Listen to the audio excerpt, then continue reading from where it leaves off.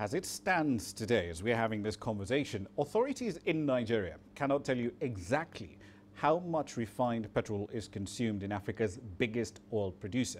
See, government agencies over there produce different figures. They'll say it's between 70 to 30 million to 70 million litres a day. But the country's Bureau of Statistics says all of those, at best, are guesstimates. The net effect is that the country is paying subsidies for refined petrol consumption it can't really account for. And now the government is trying to address this long-standing problem. CGTN's Deji Badmus explains how. On a daily basis, hundreds of refined petrol-laden trucks leave tank farms like this one in Lagos to distribute their products around the country. With Nigeria's network of petrol pipelines grossly sabotaged, the tankers remain the only means of transporting petrol to every nook and cranny of this country. But the problem is that process is fraught with fraud. Quite a significant number of the tankers don't get to their regional destinations.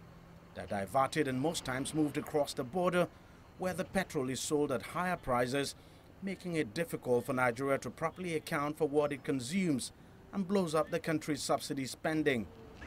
It's a problem everyone knows and talks about, including the experts. Basic challenges has been not knowing the volume of products imported into the country, as well as the ones being refined locally. There's been so much going on in terms of the movement of consumption numbers.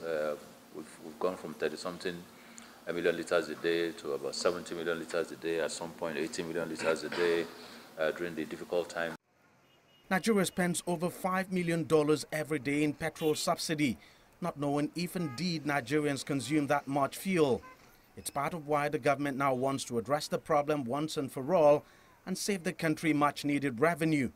It has hired an international private firm to carry out a thorough audit and come out with the country's consumption figure, which would then be authenticated with the use of a monitoring technology. Will enable us to track refined petroleum product movement from the point of LC opening, so on the vessels that come to Nigeria, up until the point that they're discharged into tanks in Nigeria, and from the tanks into trucks in Nigeria, monitor the trucks until they deliver the product into the storage tanks for the filling stations, and they're discharged and sold.